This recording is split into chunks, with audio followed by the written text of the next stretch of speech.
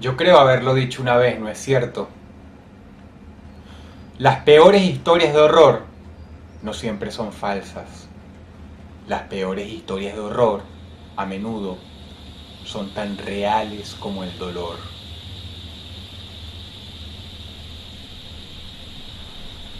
Lo más espeluznante no tiene que estar signado por demonios, ni por fantasmas, ni espíritus, ni espectros, ni apariciones tampoco. Algunas veces, los grandes portadores del horror verdadero son de carne y hueso, como tú. Es por eso que quiero hablarles de 3 historias verdaderas.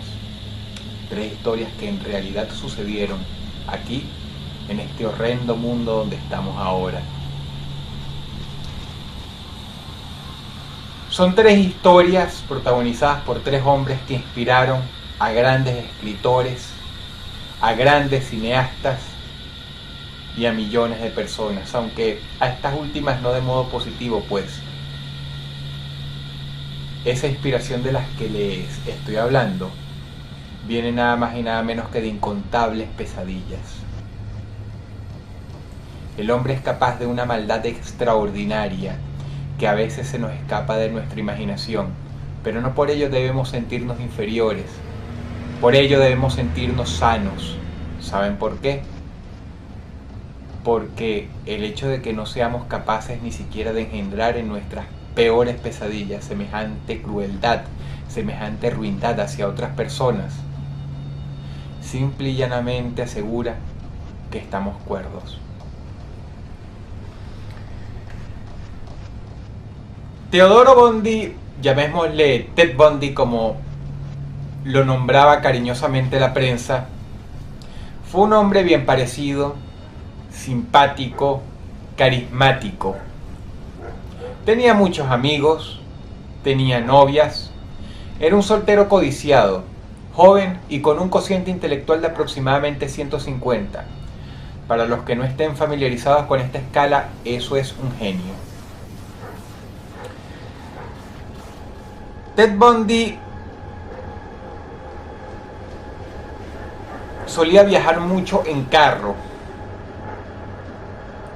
El modo en que él elegía a sus víctimas era bastante inteligente porque él las observaba. A veces le gustaba una chica en el parque, en el metro o caminando por la calle, y como una fiera silenciosa la seguía hasta su casa. Así averiguaba dónde vivían, así averiguaba sus costumbres, así averiguaba a qué hora salían todos los días.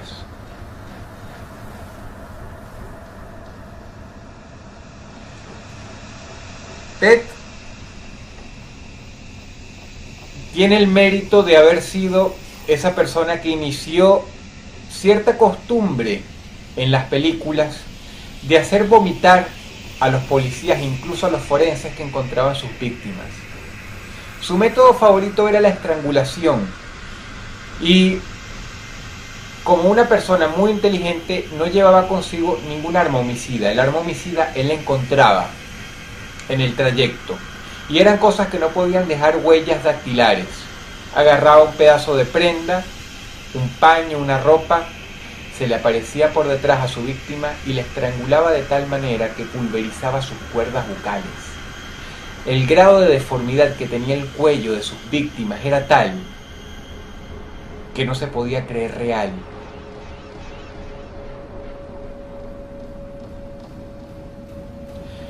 Ted estrangulaba con tal saña, con tal agresividad, que incluso llegó a romper huesos. Sus homicidios sucedieron a través de todo el país, en la ignorancia absoluta de su familia y de sus amigos, quienes no solamente no creyeron que él podía ser un asesino en serie, sino que meses más tarde, cuando ya las pruebas eran irrefutables, dijeron algo espantoso, algo que hace tener pesadillas a todos los padres, que era simple y llanamente que se trataba de un individuo del que no podía sospechar jamás. Y quieren saber algo espantoso. Ted no era cualquier tipo, él era universitario y se graduó con honores de la carrera de psicología.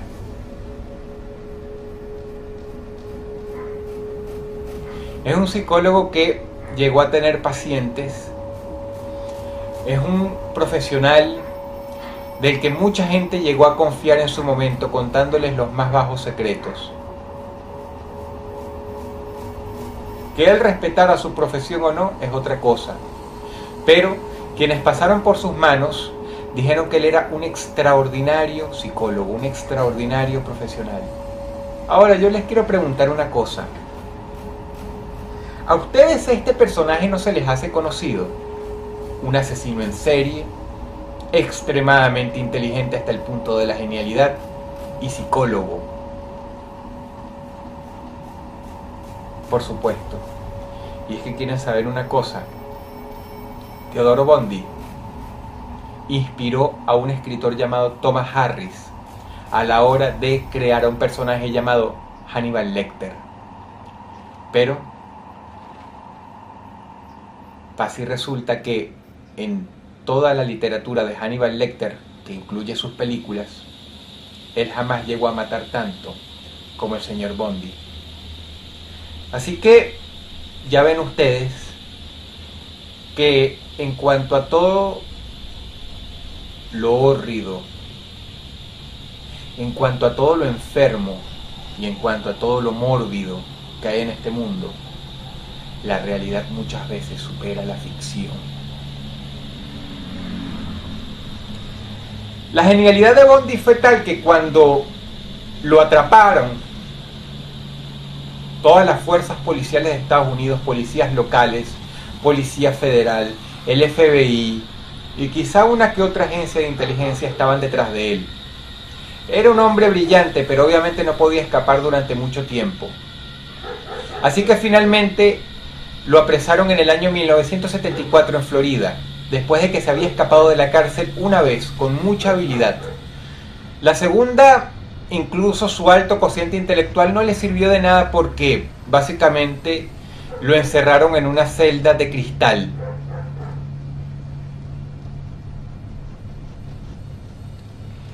Y estaba vigilado las 24 horas del día.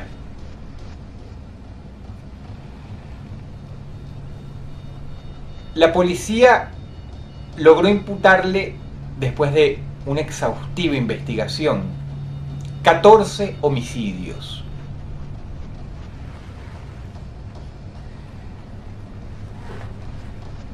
Varios abogados de gran renombre alrededor de todo el país se peleaban por llevar el caso del señor Bondi.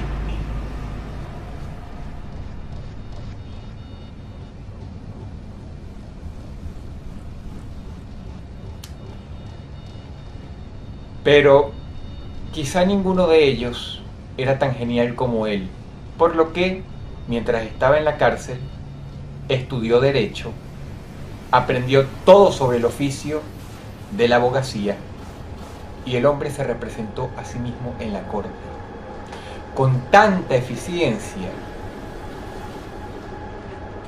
y de un modo tan excelente que tardaron 11 años en llevar a cabo la sentencia de la pena de muerte ante un país y un sistema que pedían su cabeza. Y lo más terrorífico es que el señor Bondi estuvo a punto de convencerlos de que él estaba completamente loco y que por lo tanto se le debía recluir en una institución mental. Pero afortunadamente pusieron psicólogos y psiquiatras muy brillantes a estudiar el caso. Y si bien estuvieron de acuerdo en que él no era una persona precisamente normal, él sí sabía diferenciar el bien del mal. Y ese es el gran detalle de todo. porque cuando tú sabes que lo que estás haciendo es malo, no puedes alegar locura. Sí, puedes estar enfermo, pero sabes diferenciar, no estás tan loco como para no hacerte responsable de tus acciones.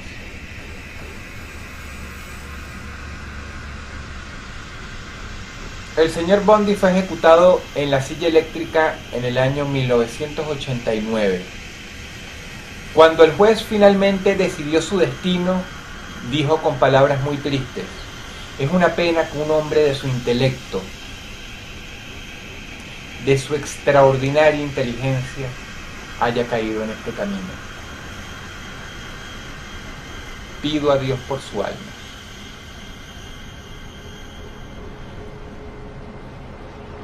En sus días finales de vida, el señor Bundy, ya resignado, fue encontrado riéndose en su celda, en el pabellón de la muerte. Los presos le tenían tanto miedo que todos estaban callados. Nadie decía absolutamente nada. Y Bundy se reía, y se reía, y se reía. Cuando finalmente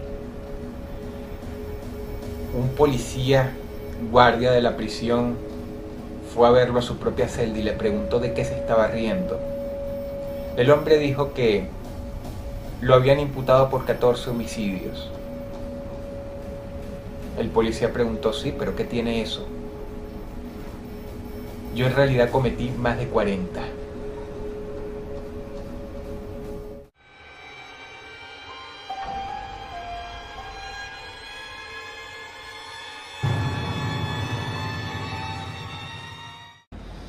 Ed Gein es quizá el hombre más enfermo que haya pasado jamás por el sur de los Estados Unidos. Un asesino en serie legendario que actuó en los años 50, pero cuya repercusión fue tal, tuvo semejante impacto, que se acuerdan de él muy bien hoy día. De hecho, es mórbidamente gracioso porque Ed Gein fue tal que cuando sucedió lo de Charles Manson y su clan, su secta, que cometieron varios homicidios, el sheriff encargado de llevar el caso de Gein se rió diciendo: ustedes son todos unos idiotas, Manson no es nada. ¿Y quieren saber qué? Ese viejo, amargado y conservador sheriff tenía absolutamente toda la razón. Ed venía de un núcleo familiar completamente disfuncional. Si ustedes creen que hoy día suceden los peores ejemplos de familias rotas, no han visto nada. Antes era peor, porque antes había menos control. Ed fue golpeado muchas veces durante su infancia y creció como un niño tímido, enfermo y retraído.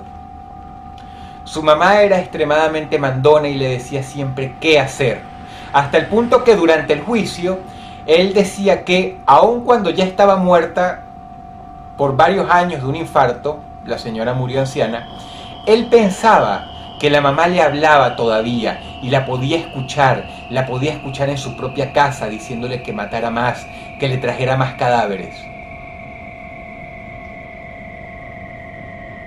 Así que Ed bajaba de la colina de su granja y hacía exactamente lo que la madre le pedía. Ahora les vuelvo a preguntar, ¿se les hace conocido este caso? Un hombre retraído, tímido, introvertido hasta el colmo de lo enfermo, que tuvo una mamá dominante, quien ya está muerta, pero él jura que está viva y que le sigue hablando en la casa que le perteneció a ella y ahora le pertenece a él. Si ustedes son mínimamente entendidos, por supuesto que esto se les hace conocido. La película es Psicosis. Y es que el señor Alfred Hitchcock se inspiró completamente en el caso de Ed Gein. Nuevamente tenemos ante nosotros a una historia real como la vida. Pero huelga decir algo por el bien del horror y por el bien del mal mismo. O mejor dicho, en honor del mal. Y es que la historia real es mucho, pero sobradamente, pero bastante más horrendo que la película. Que ya es decir, todo empezó cuando un hombre viejo gordo entró a un bar al que iba a tomar tragos todas las tardes durante los últimos 30 años. Tal fue su horror que se puso a llorar de la impresión cuando vio que el suelo estaba completamente manchado de sangre. Preocupado por la cantinera, que era una señora que él conocía muy bien y a quien quería mucho, se fue acercando a la barra y esos manchones de sangre poco a poco se iban convirtiendo en grumos de órganos completamente bañados en plasma, en tuétano, aplastados como carne molida por todo el suelo de madera de la cantina. El hombre siempre era el primer cliente y obviamente esta mujer no había alcanzado a cerrar el local durante la noche, así que se había quedado así todo el tiempo y como el pueblo era pequeño, nadie lo había visto por horas, nadie había visto qué pasó. Este señor era el primero y por supuesto la visión de aquel despojo humano irreconocible que estaba detrás de la barra fue tal que lo persiguió hasta el día de su muerte, en cada visión, en cada pesadilla. Llegó la policía. La policía no tardó mucho en darse cuenta, con muchísima dificultad, pues eran personas de pueblo, insisto, no estaban acostumbradas a algo así.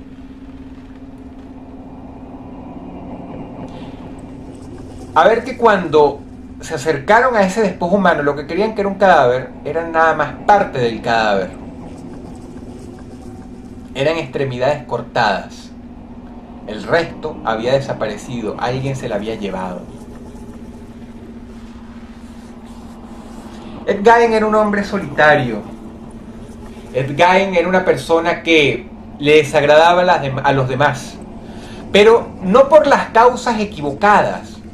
Era simplemente alguien desagradable, alguien con quien no se podía llevar una conversación sana porque simple y llanamente se te quedaba viendo y no te contestaba. O simple y llanamente se retraía así y evitaba hablar con los demás, era extremadamente tímido, dicen. O contestaba con un chiste completamente fuera de tono, desagradable. Así que cuando le dijo al herrero del pueblo que él tenía a la dichosa mujer que estaba desaparecida en su granja, cortada en pedacitos, el hombre no le quiso creer, porque eran los chistes típicos de Ed.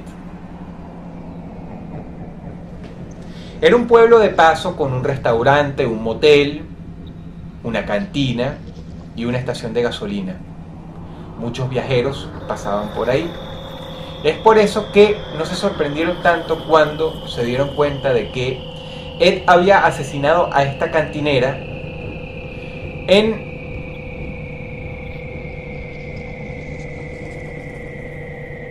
un ataque de locura, una metástasis en su cabeza, completamente negra.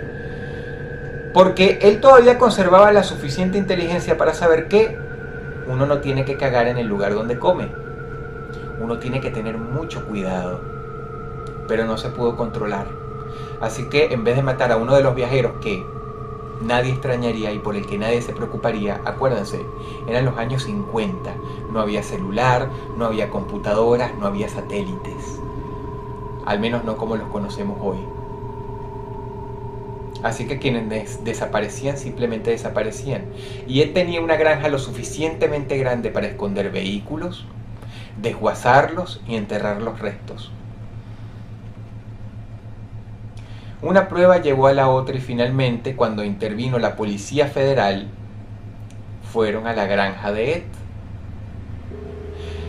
Cuenta el agente que llevaba el caso que cuando abrió la puerta, creyó que había una persona al lado suyo, así que sacó la pistola y apuntó. Se dio cuenta de que no era otra cosa que un cuerpo colgado, sin brazos ni piernas. Llevaba un gancho en la espalda como los que se usan para colgar a las vacas en los mataderos.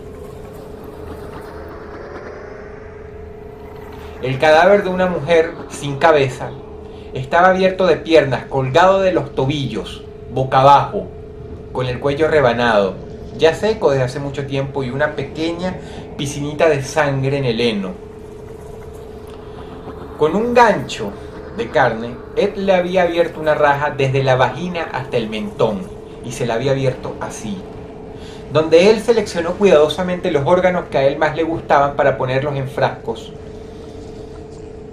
en su cuarto, en la mesita de noche.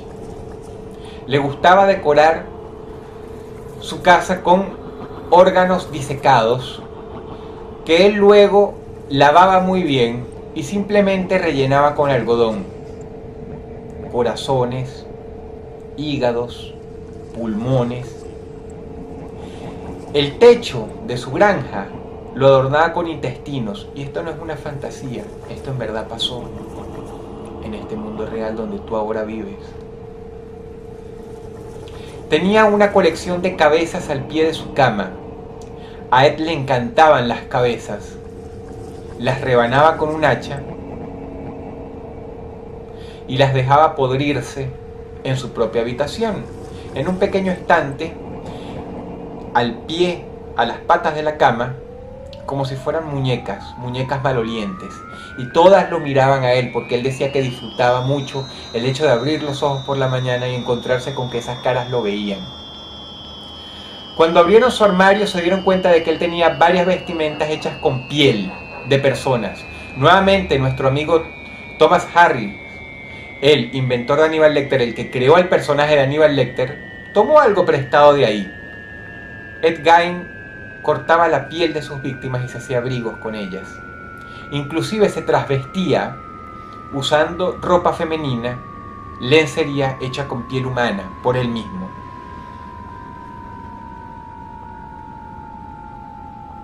A veces simple y llanamente diseccionaba la piel de la cara, la arrancaba y se hacía máscaras, con las que él mismo interpretaba sus propias obras frente al espejo, y lloraba y gritaba.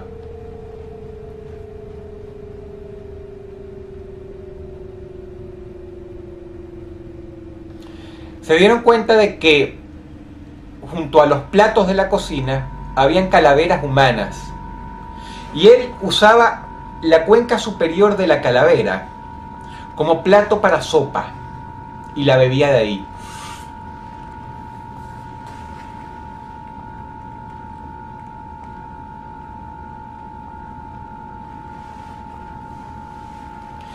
Cuando finalmente lo atraparon, y fue un milagro que no le dispararan ahí mismo porque lo creían un hombre extremadamente peligroso, y ciertamente lo era, determinaron que Ed estaba demasiado loco incluso para el interrogatorio.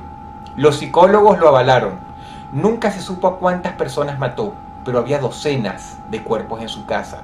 Y en aquel entonces, con la tecnología, era imposible determinar a quién pertenecían estas costillas, o este fémur, o estas calaveras. Habían hombres, mujeres, incluso algunos niños. Ed arrasó con familias enteras. Su número nunca se sabrá. Pero es uno de los más grandes asesinos en serie de la historia, y ciertamente quedará para el recuerdo. Si ustedes quieren saberlo, no lo ejecutaron porque demostraron que verdaderamente estaba loco. Nadie lo quería recibir en un asilo en Estados Unidos, ni siquiera para los enfermos mentales más peligrosos, pero dicen por ahí que fue un recluso bastante ejemplar, bastante manso. Ed Gein.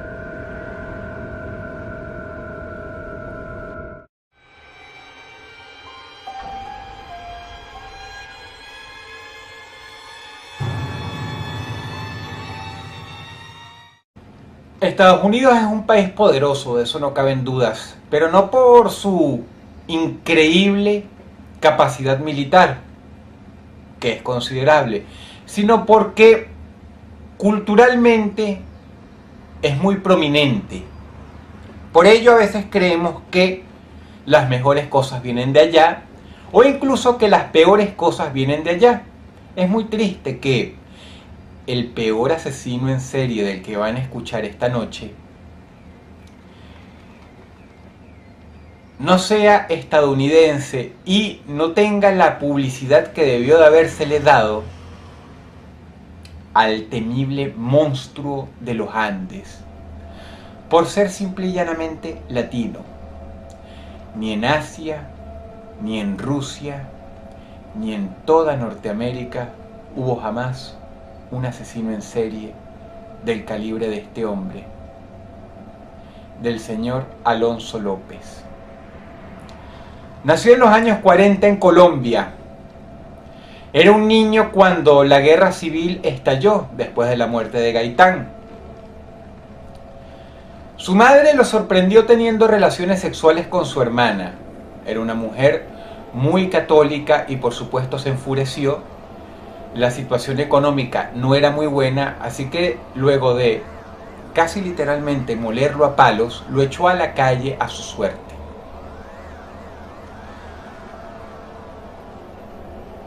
Este chico vagó por varios pueblos colombianos. Fue abusado sexualmente varias veces.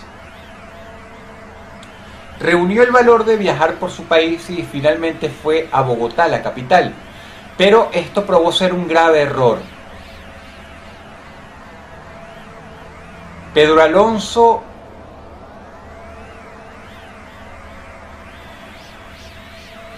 recogió comida de los basureros, durmió a la intemperie, y cuando finalmente la suerte pareció haberle sonreído, resulta que lo metieron a una escuela pública, donde lo bañaron, lo limpiaron, le dieron de comer, pero más temprano que tarde, y debido a la decrepitud moral que estaba sufriendo el país andino en aquellos años, fue abusado sexualmente por uno de sus maestros. Eso causó en él un odio extraordinario de proporciones bíblicas.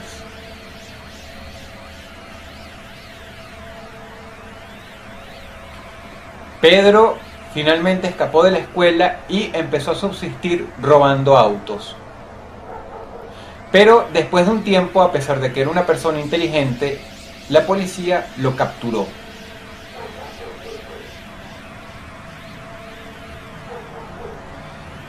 Lo detuvieron, lo procesaron, lo metieron en una prisión donde, como podrán imaginar, sucedió esa atorrante y hórrida variable en su vida.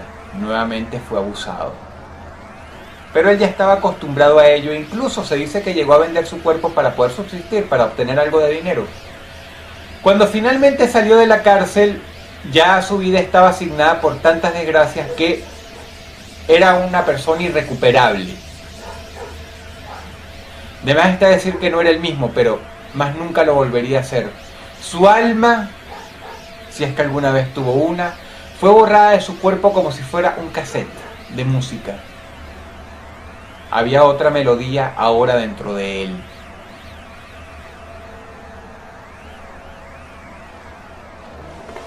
Pedro era un pederasta. Y por supuesto sus víctimas eran exclusivamente niños y niñas. Viajó por toda Colombia y con una habilidad diabólica, él ojeaba a los niños de las familias más pobres, aquellos que en aquellos años de corrupción absoluta nadie extrañaría, a veces ni siquiera las propias familias, porque al fin y al cabo ese terror anónimo, esa sombra, quizá les hacía un favor al raptar a los chicos. Pedro los llevaba al bosque, los estrangulaba y procedía a arrancarles la ropita y a tener relaciones sexuales con los cadáveres hasta que él se satisfacía. Una vez hecho esto, los tiraba a los tantos barrancos de los pueblos de Colombia y dejaba que sus cuerpos se pudrieran ahí. Sin embargo, su apetito fue tan voraz que llegó a hacer algo que ningún asesino en serie en Estados Unidos se puede atribuir, que es asesinar todos los días, matar todos y cada uno de los días de la semana.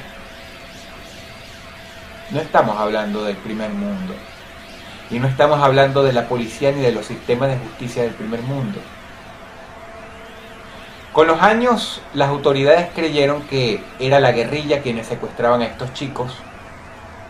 Y eso nada más por hablar de los casos que se reportaban, porque muchos no se reportaron. Muchas personas dejaban que sus hijos fueran a mendigar a la calle solo para ver que no regresaban más nunca, por lo que muchas veces estos padres disfuncionales no sabían si era que simplemente los chicos habían escapado. Lo cierto era que, más cerca de lo que ellos creían, sus cuerpos habían sido lacerados, en ocasiones mutilados y estrangulados. Pedro tenía una forma desorganizada de matar. A veces les rompía el cuello. Y no tenía una preferencia sexual marcada, como ya hemos dicho. Niñas y niños le servían por igual. Él no se hacía mala vida con eso. Su apetito fue tal que ya empezaban a sospechar. No en un pueblo, en varios. Había asesinado a docenas y docenas y docenas. Así que, cansado de viajar por todo el país, Pedro tomó una decisión: viajar hasta Perú. En Perú él comenzó de nuevo.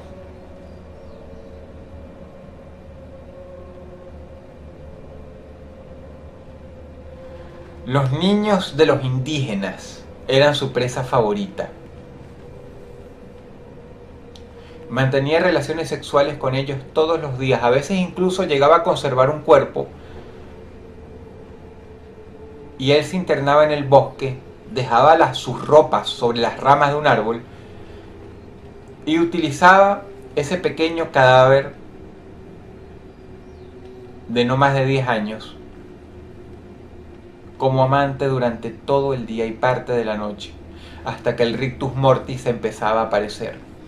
Era entonces cuando simple y llanamente los abandonaba en el espeso bosque y regresaba a la civilización.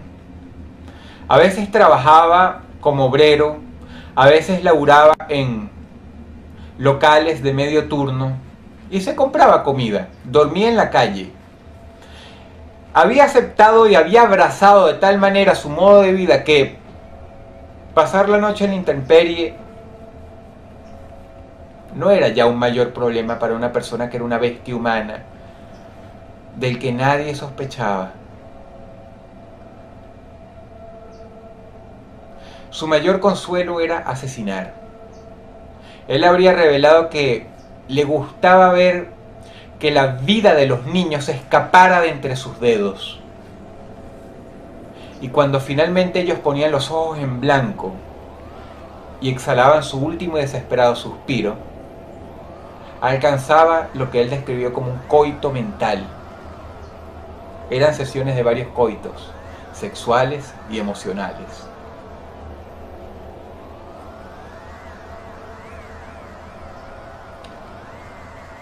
Asesinó tanta gente en Perú que tuvieron que irse a buscarlo en todos y cada uno de los pueblos. Pedro se dio cuenta de esto, así que decidió escapar a su último destino, Ecuador, donde finalmente, gracias a una madre preocupada que se dio cuenta de que este monstruo estaba escapando con su niña, pegó un grito y, como era una mujer querida en el barrio, todos los vendedores ambulantes, todos los tendederos, todas las personas que atendían negocios se dieron media vuelta y empezaron a perseguirlo y lo atraparon.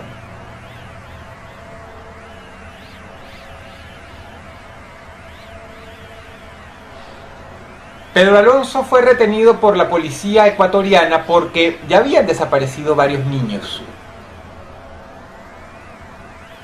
Un sagaz teniente se dio cuenta de que tenía al hombre adecuado. Y más temprano que tarde se dieron cuenta de que, por su nacionalidad, era el mismo monstruo que estaban buscando en Colombia y, para su sorpresa, era también el mismo que estaban buscando en Perú. Pedro dijo que prefería las niñas ecuatorianas porque no eran desconfiadas como las colombianas, porque eran más bonitas, más tiernas, más dulces y era más fácil convencerlas de ir con él a esa esquina que estaba por allá.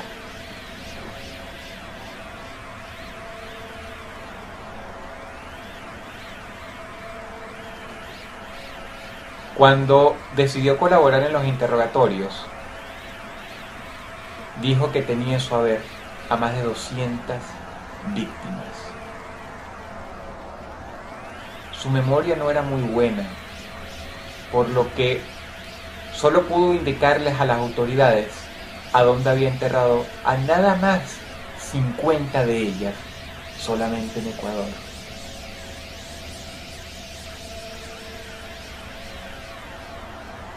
El monstruo de los Andes.